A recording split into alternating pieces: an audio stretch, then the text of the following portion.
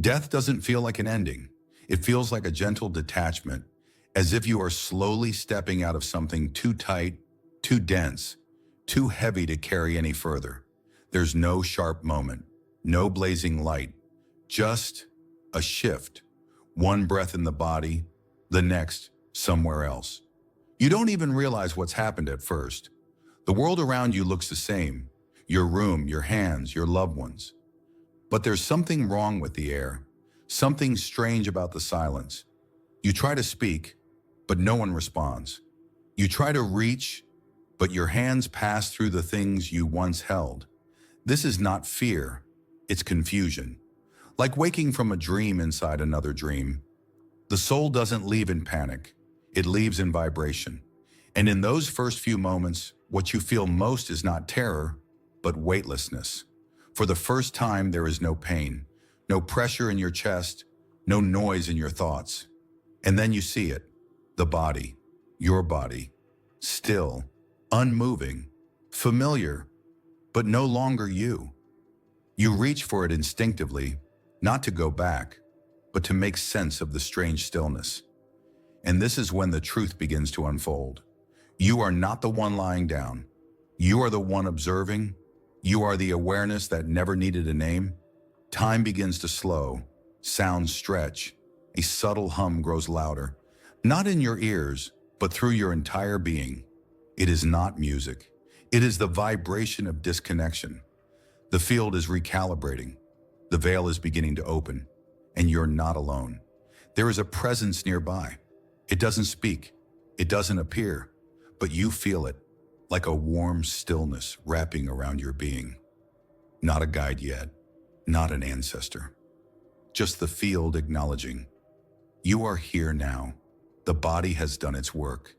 And as you turn away from the shell of your form, you take your first step into the sacred unknown, not upward, not downward, but inward, into the realm that exists between the heartbeat and the silence after it. You've left the body, but you haven't arrived anywhere. There is no tunnel, no bright gates, no voice calling your name, just a vast quiet, a realm not made of places, but of tone. Here you don't walk, you float, not forward or backward, but through vibration. You are no longer bound by breath, but you still carry the residue of form, your thoughts, your memories, your emotions. You haven't fully let go, but you've gone far enough that nothing physical can follow. This is the threshold zone, known by mystics as the in-between. Tibetan monks called it the Bardo. The ancient Egyptians named it Duat. Spiritists call it the lower astral plane. But names don't matter here. Only frequencies do. And the frequency you carried at the moment of death is the one now shaping your surroundings. If you passed in peace, the air here feels soft, luminous, familiar. If you passed in fear, regret, or anger, the stillness here hums with discomfort, not punishment, but resonance. Because in this realm, you don't encounter others yet. You only encounter the echo of your own field. You might see flickers, faces, memories, dreams, regrets, but they're not external visions. They are your tone trying to stabilize itself. And here time stretches, seconds feel like hours. Or is it the other way around? You are between heartbeats now, between forms, between selves, and there is no rush, no one pulling you, no voice guiding you, only the feeling of what you were, meeting the possibility of what you might become. This realm is sacred. It is not your final destination. It is the place where your energy decides. Do I ascend? Do I return? Do I stay attached to what I left behind? But that decision won't be made yet. For now you simply float, held by stillness, surrounded by memory, and seen only by yourself. There is no judgment, no tribunal, no divine robe or gavel, just a sudden clarity, so intense it silences even your most persistent thoughts. Because now you see you, not the version you acted as, but the field you became. You don't meet a god, You meet your frequency, not how you saw yourself, how you truly resonated. It doesn't speak, it doesn't accuse, it just reveals, and that's enough. You see the attachments that never let go, the identities you clung to, the fear you shaped your choices around. You see your courage too, your kindness, the moments no one noticed, but the field recorded, because everything leaves an echo. And here, echoes take shape. The you that smiled while dying inside, the you that lied to avoid conflict, the you that gave, that withheld, that hoped, that gave up. They appear not as memories, but as tone. You hear them, feel them, wear them. This is not punishment. This is purity. The field does not shame you. It reflects you. You thought you were your name, your job, your body, your beliefs. But now, stripped of all that, you realize you were never what you said. You were what you signaled. And that signal is what's shaping what comes next. There is mercy here, but there is also precision. What you carry, you face. What you vibrate, you follow. And until you recognize what you've truly become, you cannot rise. You are not being judged by a divine being. You are simply being seen by the version of yourself that cannot lie anymore. And when that truth settles into silence, your next path begins to appear. The review does not play like a movie. It does not unfold on a screen. There is no narrator, no highlight reel, no edits. There is only sensation. You feel what they felt because of you. Every kindness, every silence, every shadow. You become the stranger you smiled at once, the friend you abandoned, the parent you forgave too late, the child who waited for your attention. You do not observe your impact, you embody it. And it is not linear. There is no chronology, only ripples. Emotional, energetic, alive. The way your words trembled someone's confidence. The way your silence healed someone's grief. Every ripple you caused returns now, not to punish, but to be understood. This is not karmic justice. This is vibrational integration. You begin to understand the weight of subtlety, a look you gave in anger, a moment of truth you avoided, a sentence you didn't know would echo for years. And yet, there is grace here. You are not condemned. You are shown, not by a divine force, but by the field of all you've touched. The energy of others now plays through you. Some moments pierce, some cradle you in warmth, and slowly your emotional body expands. You begin to remember, I was never alone. Everything I ever did, I did to us. There is no me, only the effect of my tone. Tears form, but they are not made of sorrow. They are made of awakening. Because this is what the ancient mystics meant when they said, the soul must feel its way home. And this is the first step toward that home. There are words you said that hurt, and you felt those echoes already. But now, you feel the ones you never spoke, and their silence is louder than any scream. You feel the apology you withheld, the one that might have softened a heart before it closed. You feel the confession you buried, the truth you were too afraid to speak while you had time. You feel the love you never expressed, how it sat in your chest for years while the one who needed it walked through life never knowing. This is the weight of the unspoken. Here, in this realm of reflection, silence isn't peace. Silence is unfinished resonance. And what was unsaid becomes a presence. It stands beside you. It looks like missed chances, unhealed wounds, fractures left to widen, and still, you are not shamed. You are not scolded, but you ache. Because now you feel what could have been softened with a single act of honesty. You don't relive the moment. You become the void it left. And through that absence, you begin to understand something deeper than regret. The words you never speak do not disappear. They crystallize, and they wait. Wait to be resolved. Wait to be forgiven. Wait to be faced. And some souls, when they reach this part of the journey, cling to the silence they left behind. They orbit it, haunt it, return to earth in whispers and dreams. trying to deliver what was once withheld. But not you, not here. Here, the silence becomes instruction. Speak while you can. Forgive while the moment is open. Do not assume time will always return. You feel the weight, not as punishment, but as a vow. Never again will you let truth rot behind your teeth.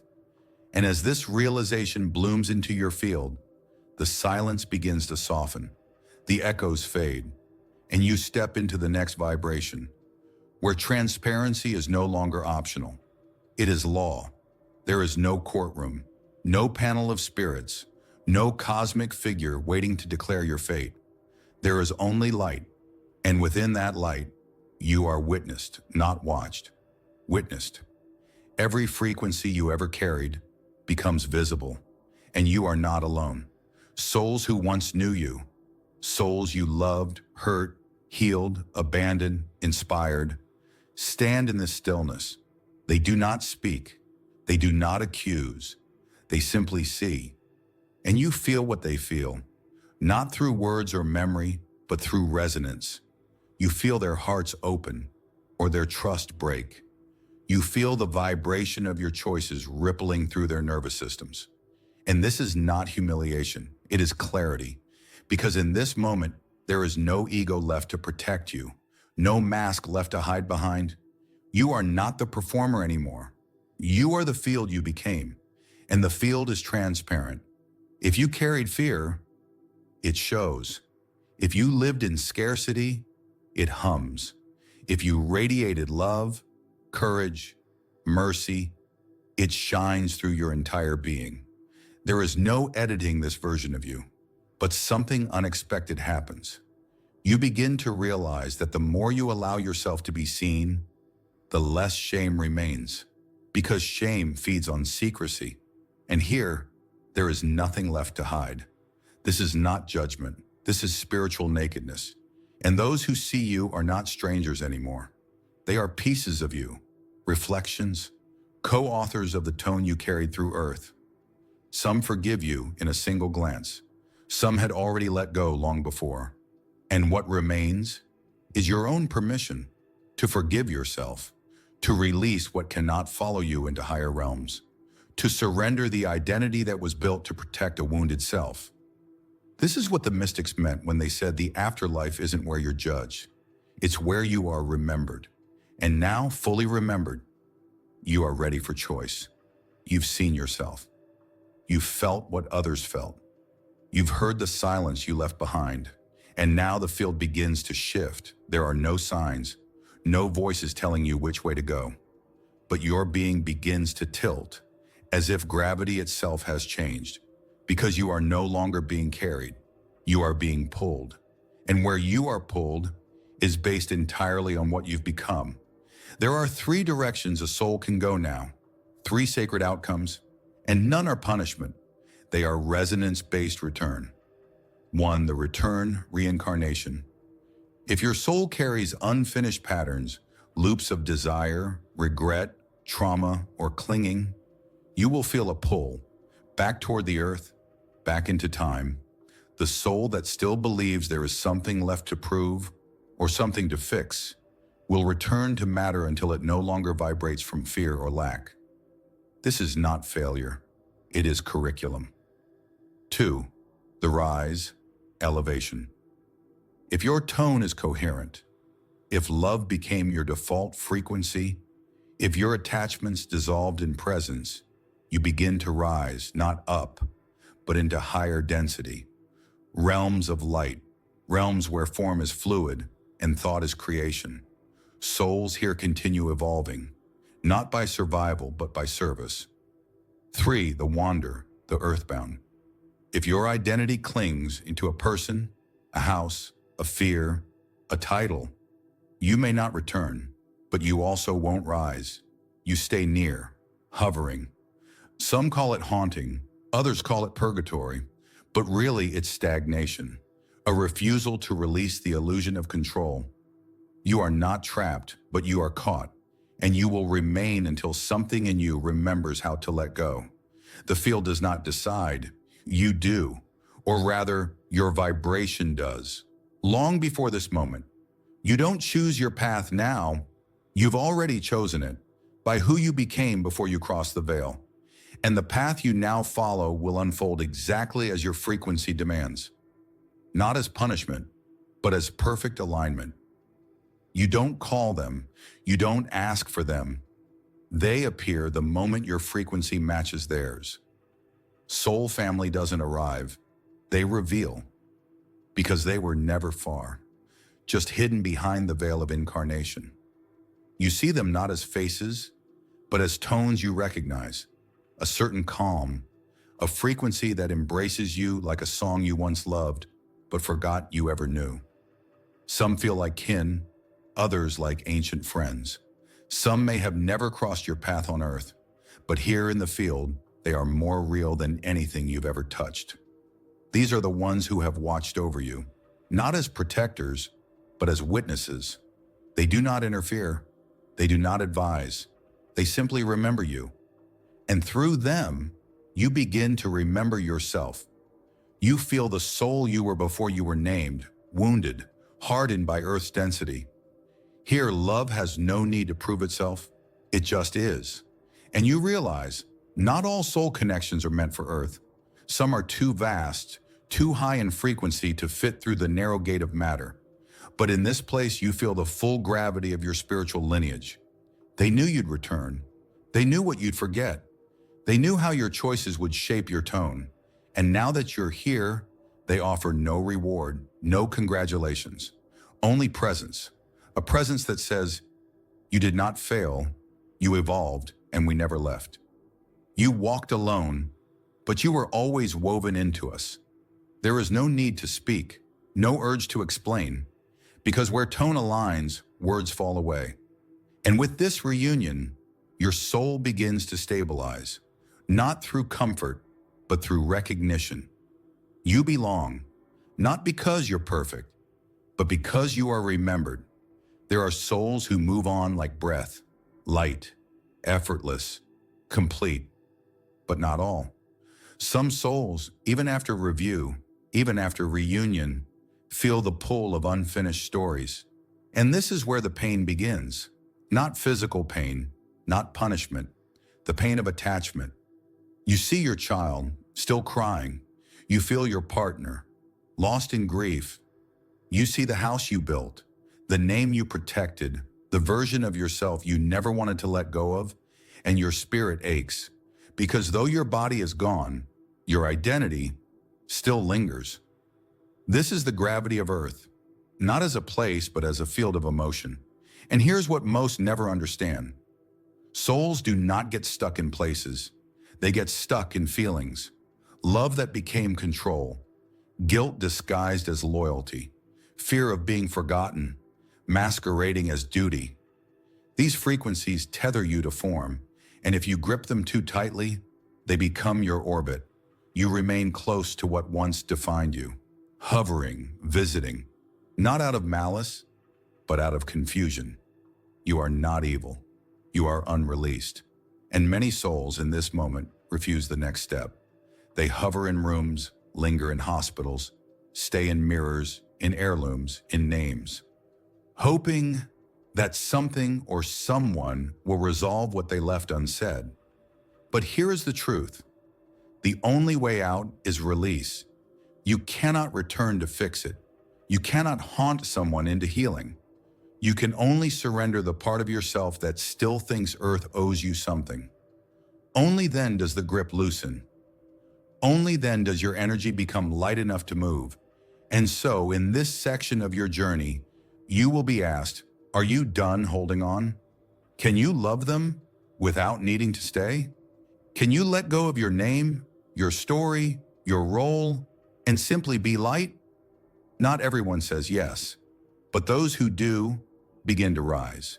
You thought death was the end of form, but there is still one form left to shed, not physical, but psychological. The ego is the last skin. Here you begin to feel it unravel. Your name fades first, not all at once, but like an echo growing quieter. It no longer fits where you are going. Then your identities begin to peel away. The child, the parent, the teacher, the fighter, the victim, the lover. These were not lies, they were tools. Tools you use to navigate density, to survive duality. But in this realm, where vibration rules, these tools are no longer needed, and the soul cannot rise while still clinging to the architecture of personality. This is not comfortable. The ego doesn't die quietly. You may feel fear, loss, even panic. You may hear thoughts that say, "But who am I without this story? If I let go of what I was, do I still exist?" And then a silence enters. And from that silence, a realization. You were never the story. You were the field telling it. The ego does not vanish in fire. It softens in truth. As the layers melt, you begin to feel lighter, not happier, but emptier in the most sacred sense. Like a vessel finally emptied of false weight so it can be filled with presence. You remember the mystic teachings, "He who dies before he dies, does not die." And you understand, this is what they meant. This is ego death, not as annihilation, but as liberation. You no longer need to be anyone. And in that non-need, you begin to rise. This is not a place. This is not a room. This is not a landscape the eye can name.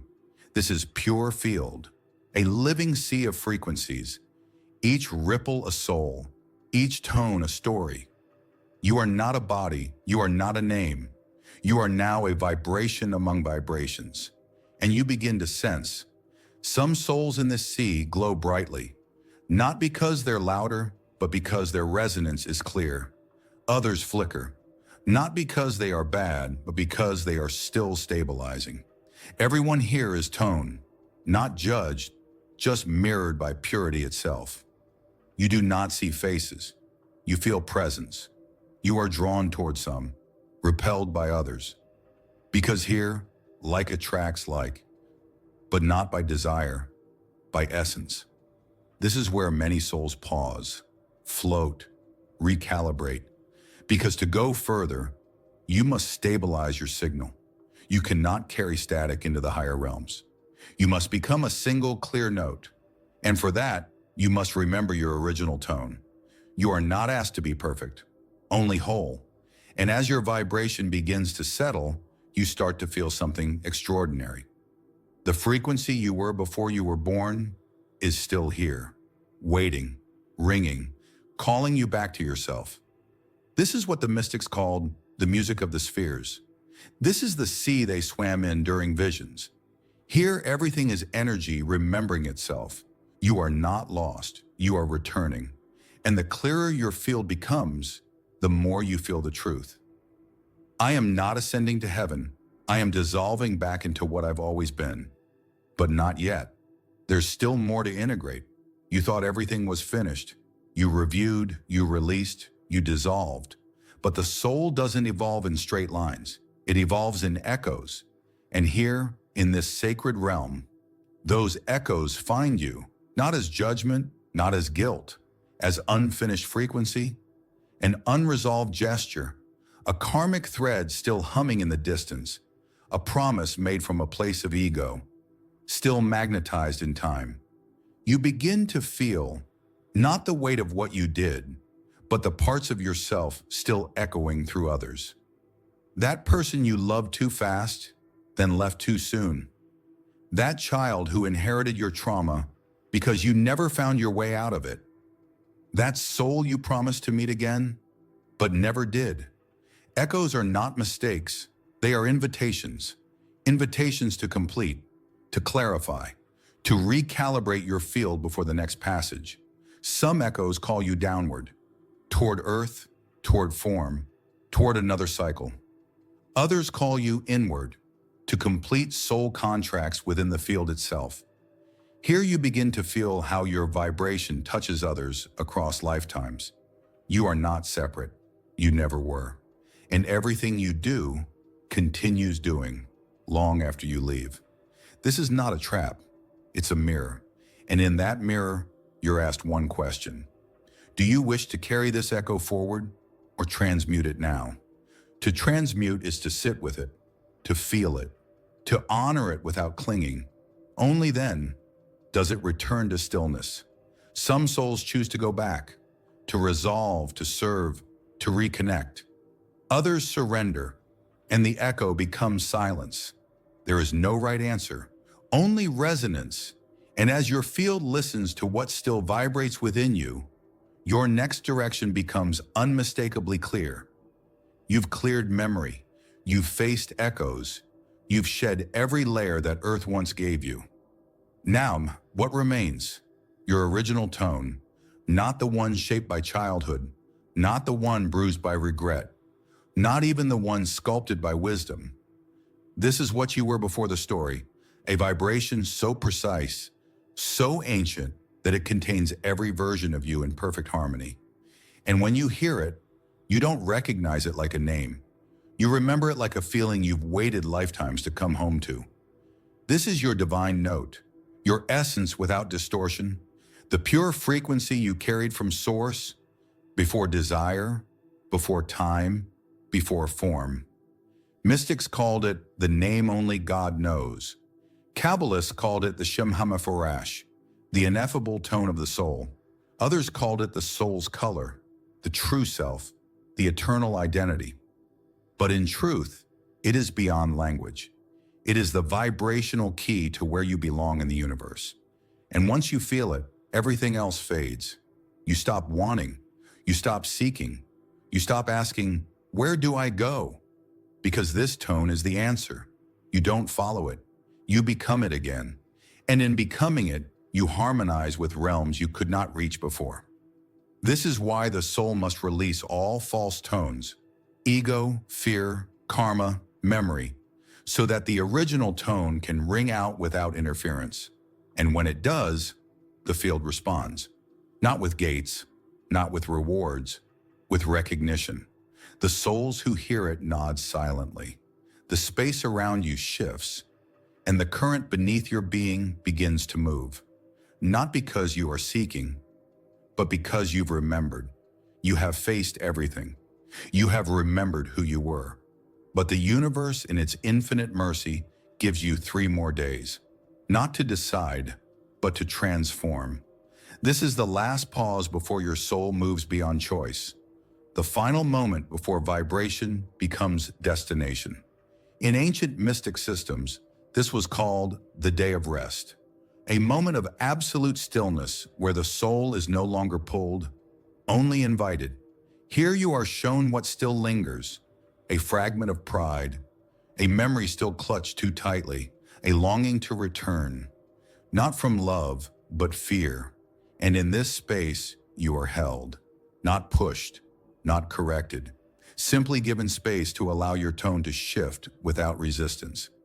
It's a sacred mercy only the highest fields of consciousness can offer. Because even here, free will still hums faintly.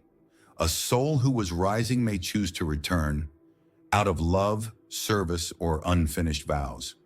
A soul ready to dissolve may catch a last echo and pull themselves back into form. These 3 days are not counted in time. They are counted in stillness. Every soul experiences them differently. Some fall into deep rest. Others receive one last vision, a garden, a teacher, a final dream that offers closure. And some hear nothing at all, because the silence was the message. But make no mistake, this pause is sacred technology, a final tuning before the soul enters permanence. And as these days pass, your frequency stops moving.